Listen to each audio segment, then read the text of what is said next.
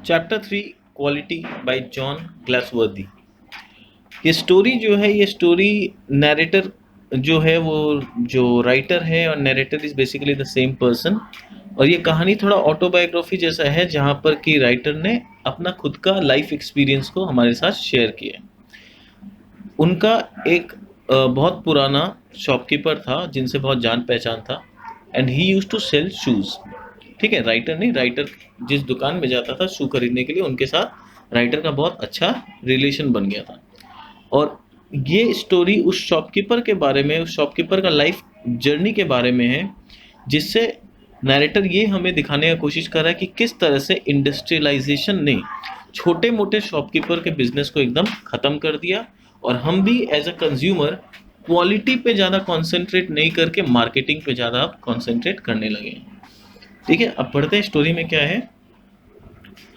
I knew him from the days of my extreme youth because he made my father's boots. अब जो narrator है वो बोल रहा है, मैं उन्हें बचपन से जानता था क्योंकि मेरे फादर भी उन्हीं के दुकान से जूता खरीदा करते थे।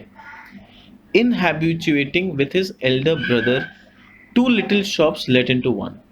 और वो अपने बड़े भाई के साथ रहा करता था, यानी जो मेन कैरेक्टर है वो छोटा भाई है, और वो अपने बड़े भाई के साथ रहा करता था, और दो दुकान था जिसको एक में कन्वर्ट किया हुआ था, यानी उनके जो शॉप थे वो दो शॉप को मिला के एक किया हुआ था। इन अ स्मॉल बाई स्ट्रीट, और कहाँ पर था ये दुकान, एक छोटा सा गली के अंदर। Now no more, but then most fashionably placed in West End. बोला अब ये दुकान नहीं है, बट उस समय ये दुकान बहुत फैशनेबली वेस्ट एंड के वहाँ फेमस था, और बहुत सारे कस्टमर्स इस दुकान में अपना जूता बनवाने के लिए जाया करते थे। That tenement had a certain quiet distinction. Tenement का मतलब होता है बड़ा बिल्डिंग, मतलब कि उस बिल्डिंग का अपना ही एक क्वाइट डिस्टिंक्शन था। There was no sign upon its face that he made for any of the royal family, merely his own German name of Gessler Brothers। बोला कि वो जो दुकान, जिस बिल्डिंग में दुकान था, वो अपनी दुकान का बहुत ज़्यादा प्रमोशन या मार्केटिंग या ऐसा कुछ नहीं कर रखे थे। वो लोग बड़े बड़े रॉयल फैमिलीज के लिए जूता बनाते थे, पर कभी इस चीज़ को प्रमोट नहीं करते थे या इसका ढिंडोरा नहीं पीटते थे कि हम उस राजा के लिए जूता बनाते हैं तो उस महारानी का जूता हम बनाते हैं। ऐसा कोई वो लोग ढिंडोरा नहीं पीटते थे, किसी भी तरह का रॉयल नेम अपने दुकान में नहीं देखते थे। सिर्फ अगर कोई रॉयल नेम था तो उनका खुद का जर्मन नेम था, जेस्लर ब्रदर्स, और वो बोर्ड उनके दुकान के बाहर लगा हुआ था। And in the window a few pair of boots, और उनके विंडोज में कुछ पेयर ऑफ बूट्स बने हुए होते थे। I remember that it always troubled me to account for those unwearing boots in the windows, for he made only what was ordered. बोला कि अब जब भी मैं वहाँ जाता था उनके शॉप में, तो उस विंडो में इतने सारे जूते को देख के मैं बहुत कंफ्यूज हो जाता था कि उसके इतने सारे कस्टमर्स हैं, क्योंकि वो कभी ऑर्डर लिए बिना बनाता ही नहीं था। तो जो भी जूता बनाते थे वो लोग ऑर्डर मिलने पे ही बनाते थे, जैसे आजकल का दुकान के जैसा नहीं कि रेडीमेड बना हुआ है, कस्टमर आएंगे अपना देख के लेके चले जाएंगे। नहीं, पहले कस्टमर ऑर्डर देते थे और एग्जैक्टली उनके पाँव के नाप के हिसाब से ही वो जूता बनता था। और क्योंकि उसके विंडो में इतने सारे जूते होते थे, जो नैरेटर है वो बहुत ये सोचने लगता था कि इसके कितने सारे कस्टमर्स हैं और कितने अलग अलग प्रकार का जूता ये बना सकता है। For he made only what was ordered, reaching nothing down, and it seemed so unconceivable that what he made could ever have failed to fit। और बोला कि ये एकदम इनकंसीवेबल था, यानी ये बात मानने लायक ही नहीं था अगर कोई बोलता कि मैंने जेस्लर ब्रदर के दुकान से जूता बनवाया और वो मुझे फिट नहीं हो रहा है, तो ये बात कोई मानेगा नहीं, क्योंकि वो लोग अपने काम में इतने परफेक्ट थे, इतने निपुण थे कि किसी भी तरह का कोई कंप्लेन जनरली सुनने मिलता ही नहीं था। Had he bought them to put there, और देख के तो ऐसा लगता था कि जैसे उन्होंने जूता एकदम उनके पाँव के नाप का बना, पाँव लेके, मतलब सीधा पाँव, जब वो जूता बना रहे थे तो एज इफ द कस्टमर का पाँव उनके पास ही होता था, और वो एकदम पाँव के नाप के हिसाब से बनाते थे, ऐसा लगता था। That too seemed inconceivable. He would never have tolerated in his house a leather on which he has not worked himself. बोला कि कभी कभी तो ऐसा लगता था कि वो जूता वो सीधा खरीद के लगा दिए, पर ये भी बात कोई मानेगा नहीं, क्योंकि उन लोग का ऐसा नेचर था ही नहीं कि वो कोई रेडीमेड जूता खरीद के अपने दुकान में लगा दे। नहीं, वो लोग पूरा एक भी लेदर का टुकड़ा ऐसा उनके दुकान में नहीं था जिसपे उन्होंने खुद अपनी मेहनत से काम ना किया हो। यहाँ तक कि वो लोग अपने यहाँ पर एक स्टाफ तक नहीं रखता था कि स्टाफ से कोई काम करा ले। नहीं, पूरा काम खुद अपने हाथों से वो लोग करते थे। Besides they were too beautiful, और ये जूता तो फिटिंग में तो अच्छा था, और साथ में ऐसा नहीं था कि सुंदर नहीं था, दे वेर टू ब्यूटीफुल, देखने में भी बहुत सुंदर था। The pair of pumps so inexpressibly slim that the patent leather with cloth tops making water come into one mouth। बोला कि पेयर ऑफ पम्प्स, इतना अच्छा लेदर होता था, उनके लेदर का क्वालिटी वाज सो ब्यूटीफुल, और जिस तरह से वो जूता को डिजाइन करते थे ऐसा देख के लगता था कि मानो सारा जूता खरीद लो, एक भी ना छोड़ो।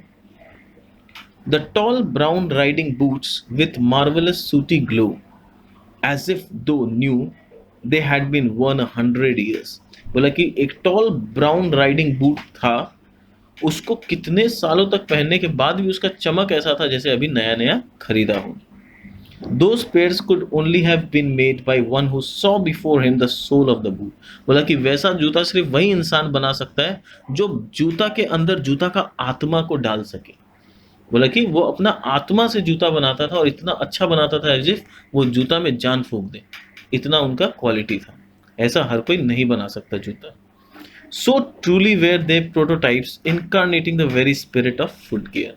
और वो जूता जो था वो इतना अच्छा था एज इफ कि उसके अंदर कोई आत्मा को डाल दिया।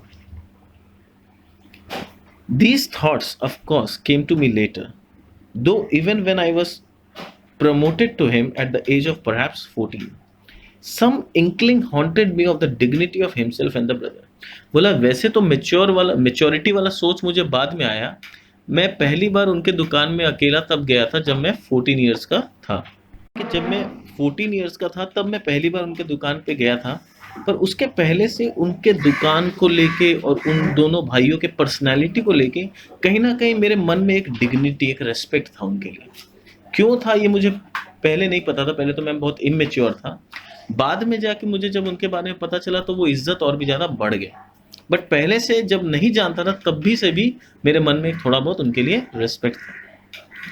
सम inkling haunted me of the dignity of himself and brother for to make boots such boots as he made.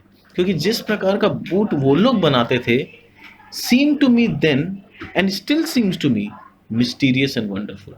यानी जूता और भी दुकानों में मिलता था, और भी जगह मैंने जूता देखा था, पर उन लोग के जैसा जूता कहीं दुकान में नहीं मिलता था, और ऐसा लगता था वो लोग कोई जादू से जूता बनाते हैं, मतलब कुछ अलग ही होता है उनके जूते का quality. I remember well my shy remark one day while stretching out to him my youthful foot.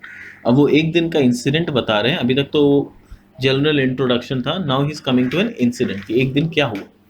मतलब एक दिन मुझे अच्छी तरह से याद है जब मैं अपना पैर उनके सामने दे रहा था ताकि वो मेरे पैर का नाप ले सके, तो मैंने उनसे कहा, isn't it awfully hard to do Mr Gessler, क्या ये बहुत डिफिकल्ट नहीं है जूता बनाना? And his answer given with a sudden smile from out of the sardonic redness of his beard, it is an art. उन्होंने एक हल्का सा मुस्कुराते हुए कहा, यह कला है, इट इज एन आर्ट। अब यहाँ स्पेलिंग का देखो, वो इट नहीं है, आई डी लिखा हुआ है, और आर्ट की जगह ARDT लिखा हुआ है। वो इसलिए क्योंकि वो लोग जर्मन प्रोनाउंसिएशन कर रहे हैं। जर्मन प्रोनाउंसिएशन थोड़ा सा इंग्लिश से, अपने ब्रिटेन इंग्लिश से अलग होता है, तो इसीलिए ये समझाने के लिए, ये इस बात पे फोकस देने के लिए कि ये जर्मन वे में वो बोल रहा था, इसीलिए वो स्पेलिंग को जानबूझ के रॉन्ग लिखा हुआ है। Himself he was a little as if made from leather, with his yellow crinkly face and crinkly reddish hair and beard। बोला कि उसको देख के ऐसा लगता था, उनको देख के ऐसा लगता था कि वो खुद एक लेदर से बने हुए, क्योंकि उनका जो चेहरा था थोड़ा येलोइश कलर का था। जनरली इंसान का चेहरा येलो नहीं होता है, और उनका हेयर रेडिश कलर का था, और बियर्ड भी रेडिश था।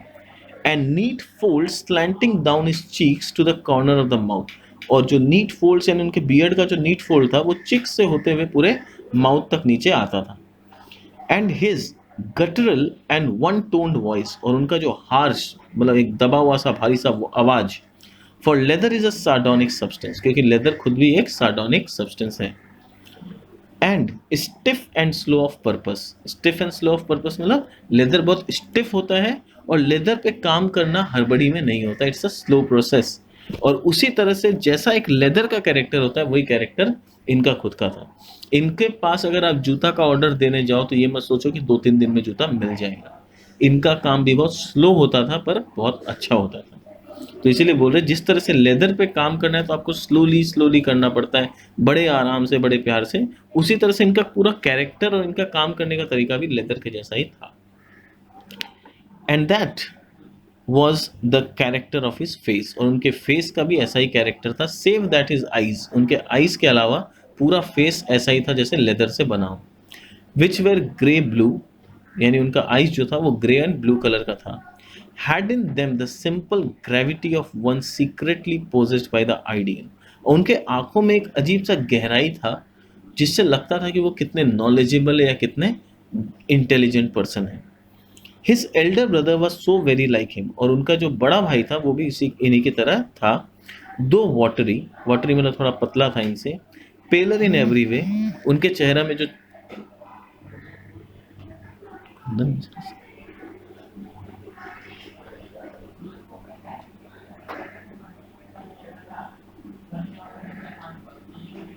तो उनका भाई थोड़ा देखने में पतला था, उसका चेहरा उतना चमकदार नहीं था।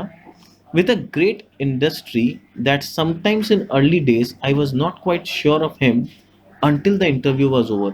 और इस तरह से वो लोग का बॉडी स्ट्रक्चर था, दोनों एकदम जुड़वा जैसे लगते थे कि कभी कभी तो जब तक इंटरव्यू यानी बातचीत ओवर नहीं हो जाता मुझे पता नहीं चलता कि मैं बड़े भाई से बात कर रहा हूँ कि छोटे भाई से बात कर रहा हूँ। I was confused. Then I knew that it was he if the words "I will ask my brother" had not been spoken, and if they had, it was elder brother. बोला कि फिर बाद में धीरे धीरे एक्सपीरियंस के साथ मुझे समझ में आ गया कि अगर कोई भी काम मैं बोलूं और वो बोलता I will ask my brother, तो इसका मतलब ये बड़ा भाई है, यानी बड़ा भाई सारा काम अपने छोटे भाई से पूछ पूछ के ही करता था। यानी मेन जो था पर्सन वो छोटा भाई था, बड़ा भाई एक तरह से हेल्पर काइंड ऑफ था।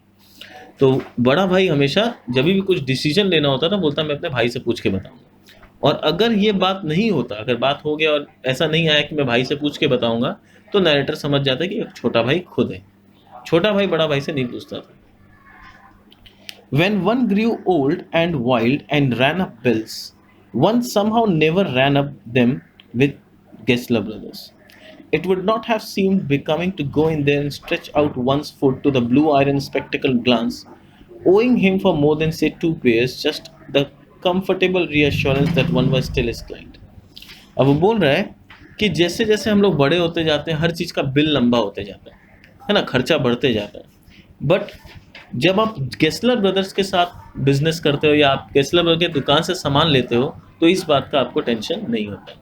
यानी बोलना चाह रहा है कि जब आप उनके दुकान से जूता लेते हो तो वो जूता इतना लॉन्ग लास्टिंग होता है ना कि आपको रोज रोज जूता खरीदने के लिए नहीं जाना पड़ता। It would not have seem becoming to go in there and stretch out one foot, बोला कि ऐसा रोजाना नहीं होता है, या ऐसा नहीं है कि हर महीना आपको जूता खरीदना है या हर 2 महीना पे जूता खरीदने जाना पड़ रहा है, ऐसा रेगुलर पे हो ही नहीं पाता था। यानी कभी कभी मन भी होता था कि चलो उनके दुकान जाते हैं कुछ खरीदते हैं, तभी भी देखते जूता तो अभी नया पड़ा है क्या खरीदे, छोड़ो, मतलब ऐसा सिचुएशन हो जाता था। It would not have seemed becoming to go in there and stretch out one's foot to that blue iron spectacle glance, owing him for more than say 2 pairs. यानी और कभी कभी तो बस जाना पड़ता था और उनसे एक रिलेशन मेंटेन रहे इसलिए हम जाके 2 पेयर जूता का ऑर्डर दे देते थे, ताकि उनको ये एश्योरेंस रहे कि मैं आज भी आपका कस्टमर हूँ, मैं ये नहीं कि कहीं दूसरा दुकान से जूता खरीद रहा हूँ, इसलिए मैं कभी कभार खुद जाके उनसे जूता खरीद लेता। For it was not possible to go to him very often, और क्यों ऐसा करता था, क्योंकि उनके दुकान में वेरी ऑफन जाना मेरे लिए पॉसिबल नहीं था, क्योंकि मेरा बिजनेस का या मेरी सर्विस का काम ऐसा था कि मैं आए दिन इधर उधर बाहर रहता था, तो रोज रोज या आए दिन उनके दुकान में जाना पॉसिबल नहीं था। और दूसरा रीज़न था कि उनका जूता इतना लॉन्ग लास्टिंग होता था कि कभी ज़रूरत ही नहीं पड़ता था उनके यहाँ जाने का।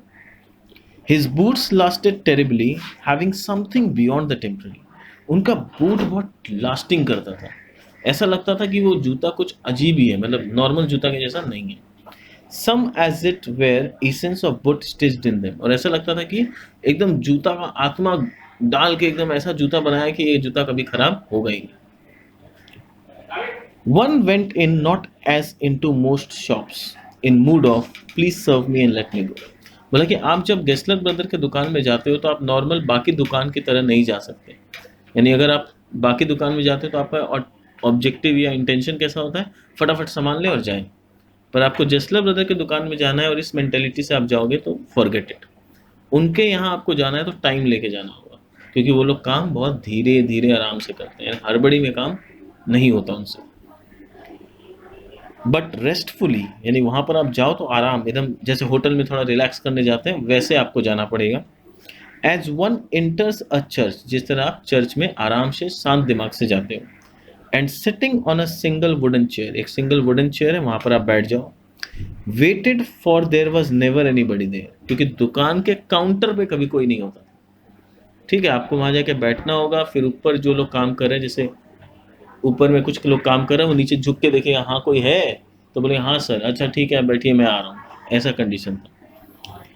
Waited for there was never anybody there. Soon over the top edge of the sort of well, dark, rather dark, और फिर दुकान के ऊपर एक पोर्शन में जगह है, ठीक है, at the top edge of that sort of well, rather dark and smelling soothingly of the leather, और फिर जहाँ से एकदम लेदर का स्मेल आ रहा है, क्योंकि वहाँ पे इतने सारे लेदर और जूते बना हुआ था।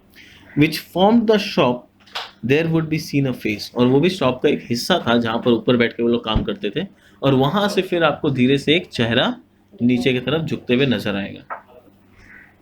और that of his elder brother peering down, या तो वो खुद या तो उसका बड़ा भाई नीचे झुक के देखेगा। A guttural sound and then tip tap of a guttural sound and the tip tap of bast slippers beating the narrow wooden stairs, और फिर एक guttural sound आएगा, फिर टक टक टक टक ऐसे स्लीपर का आवाज आएगा, कोई सीढ़ी से नीचे उतर रहा है।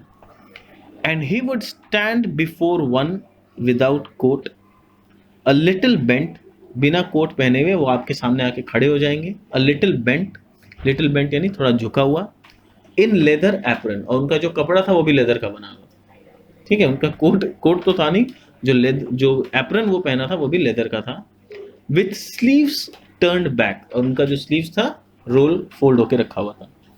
Blinking as if awkward from some dream of boots, और वो आपके सामने आके इस तरह से आंख को ब्लिंक करता जैसे कि कोई ड्रीम ऑफ बूट्स में खोए हुए थे और अब उन्हें कोई उजाला में ला दिया, और धूप के सामने वो अपना आंख को ब्लिंक कर रहा है। और like an owl surprised in day light and annoyed at this interruption, या फिर आपको देख के ऐसा लगेगा कि आपने किसी आउल को दिन में, दोपहर में या धूप में बुला लिया, एंड ही इज अनॉयड कि यार मेरे को डिस्टर्ब कर दिया। तो यहाँ पर देखो ये जो वर्ड्स है, इससे कहीं ना कहीं गेस्लर ब्रदर का एक कमी भी नजर आ रहा है। अभी तक हम लोग जितना भी स्टोरी पढ़े तारीफ ही सुनने मिला इनका, क्वालिटी के बारे में, इनके जूते के बारे में, बट कहीं ना कहीं देखो ये एक ड्रॉबैक भी है। आपके दुकान में एक कस्टमर आ रहा है और आपके चेहरा से कस्टमर को ये फीलिंग आ रहा है कि कस्टमर ने आपको डिस्टर्ब कर दिया, ठीक है, यू आर अनॉयड, यानी कहीं ना कहीं एक नेगेटिव इंप्रेशन क्रिएट हो रहा है। ये तो चलो ऑथर था, ऑथर आपको इतना अच्छा से जानता है, रिलेशन है, तो वो दोबारा आपके दुकान में आ रहा है। पर मान लो अगर कोई थर्ड पर्सन आपके दुकान में आ रहा है एज अ कस्टमर, और आप इस तरह से उसको ग्रीट कर रहे हो as if he has disturbed you, क्या वो थर्ड कस्टमर दोबारा आपके दुकान में आना चाहेगा? ऑब्वियसली नहीं। तो लोग जब एक बिजनेस करते हैं या बिजनेसमैन के पास जाते हैं या कोई भी दुकान में जाते हैं, तो वहाँ दो चीज वो खरीदते हैं। सिर्फ वो आपका प्रोडक्ट नहीं खरीदते हैं, वो आपका बिहेवियर भी खरीदते हैं। बिहेवियर खरीदते हैं इन द सेंस कि आपके बिहेवियर से भी वो इंप्रेस होकर डिसीजन लेते हैं। एक होता है आपका क्वालिटी, कि आप कैसा प्रोडक्ट दे रहे हो, और दूसरा होता है आपका बिहेवियर, कि आपका बिहेवियर अपने कस्टमर्स के साथ कैसा है। क्योंकि क्या है, कस्टमर्स को रेस्पेक्ट भी चाहिए, प्रोडक्ट चाहिए पर रेस्पेक्ट भी चाहिए। अगर अपने कोई दुकान में जाते हैं, वहाँ मे भी क्वालिटी बहुत अच्छा मिलता, पर अगर दुकानदार आपसे रूडली बात करेगा तो ऑब्वियसली हम उसके दुकान में जाना पसंद नहीं करेंगे। तो मैं ये नहीं कह रहा हूँ कि वो रूडली बिहेव करता था, बट नैरेटर खुद बोल रहा है कि उसका एटीट्यूड ऐसा होता था या उसका बॉडी लैंग्वेज ऐसा होता था एज इफ नैरेटर ने उसे डिस्टर्ब कर दिया। तो ये कहीं ना कहीं एक नेगेटिव साइन है। आप इस एटीट्यूड से एक अच्छा बिजनेसमैन नहीं बन सकते, ठीक है। चलो let's continue with the story. And I would say, और मैं जाके वहाँ बोलता था, how do you do Mr Gessler, Could you make me a pair of Russian leather boots? कि आप कैसे हो, क्या आप मेरे लिए 2 रशियन लेदर बूट्स बना सकते हैं? Without a word he would leave me. और मेरा बात का रिप्लाई भी वो नहीं देते थे और चले जाते थे वहां से। रिटायरिंग वेंस ही केम, और जहां से वो आए यानी ऊपर सीढ़ी से जो उतर के आए वो दोबारा अपने वहीं पर चले गए। और into other portion of the shop, या फिर शॉप का दूसरा पोर्शन में कभी कभी जाते थे। And I would continue to rest in the wooden chair, और मैं फिर वुडन चेयर में बैठा रहता था, वेट करता था कि वो कब आएंगे। Inhaling the essence of his trade, और मैं उनके बिजनेस का वो लेदर का स्मेल इनहेल करते रहता था। सून ही वुड कम बैक, और फिर वो वापस आते थे, holding in his thin veined hand a piece of gold brown leather. और वो अपने हाथ में, मैं जो उनको बोला था कि रशियन लेदर का मेरे को बूट्स चाहिए, तो वो गए थे कहाँ, वो लेदर लेने, और अपने हाथ में वो लेदर लेके आए मुझे दिखाने के लिए। Gold brown leather with eyes fixed on it he would remark, और फिर आईज उनका अभी भी लेदर पर ही देख रहा है और बोलते व्हाट अ ब्यूटीफुल पीस। ठीक है, वो बोल रहे अरे वाह कितना सुंदर पीस है, और वो भी आई कांटेक्ट देखो कस्टमर के साथ नहीं है। तो यहाँ कितना सारा उनके ड्रॉबैक्स है कि वो कस्टमर से बात कर रहे हैं बट आई कांटेक्ट कस्टमर के साथ नहीं है। और दूसरा, जब कस्टमर ऑर्डर दिया तो उनको बिना बोले वो लेदर ले, कस्टमर को एटलीस्ट बोलना चाहिए कि आप बैठिए, मैं आपके लिए कुछ अच्छा सा लेदर लाता हूँ। तो कहीं ना कहीं कम्युनिकेशन स्किल्स का कमी है। When I too had admired it, और फिर जब मैं खुद उसका तारीफ कर देता, he would speak again, तब वो बोलते हैं When do you want them? आपको जूता कब चाहिए? And I would answer, Oh, as soon as you conveniently can, बोला जितना जल्दी आप बना के दे सको। And he would say, Tomorrow fortnight, tomorrow fortnight यानी 2 हफ्ता में आपको मिल जाएगा, 2 हफ्ता बाद।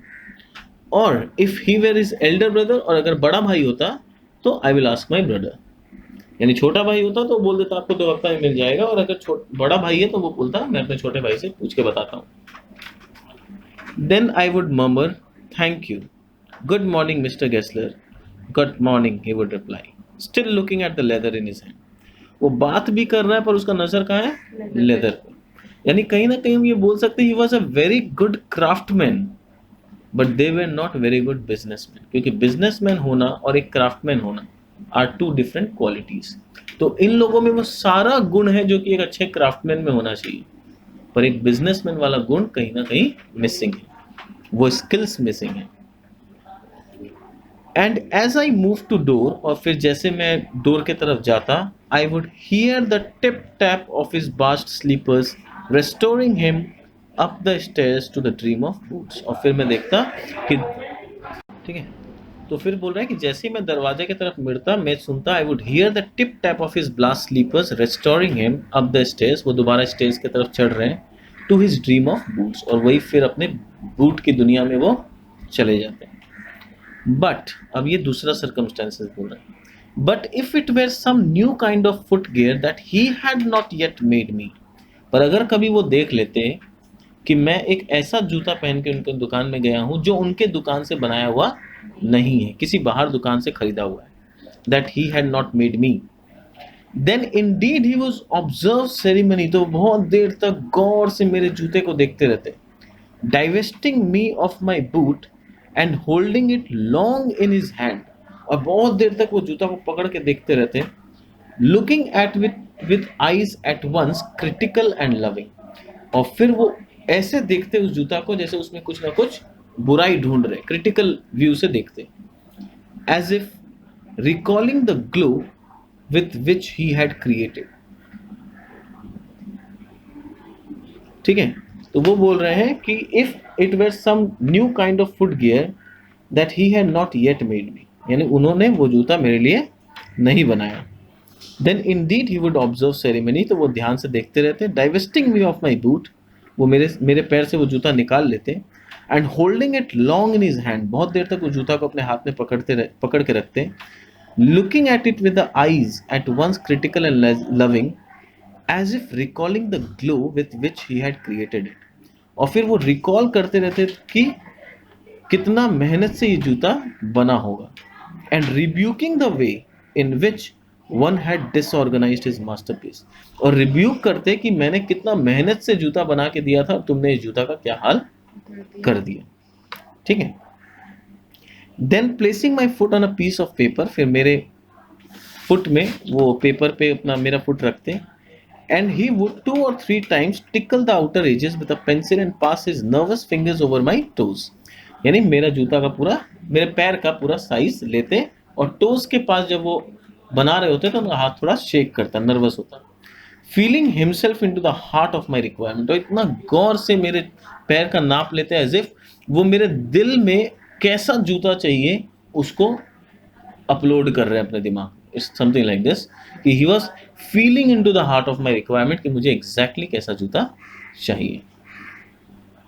ठीक है, तो वो इतना गौर से मतलब अपना जो काम करते थे, मतलब यहाँ ऑथर ये बताना चाह रहा है कि वो जब एक पैर का नाप भी लेते थे तो इतना ध्यान से लेते थे, एज इफ कस्टमर को कभी कोई कंप्लेन नहीं आना चाहिए। तो दिस शोज कि he was totally aware of the requirements of the customer. तो आज ये फर्स्ट सेशन में हम लोग यहीं तक करेंगे। नेक्स्ट सेशन में we will continue from next page.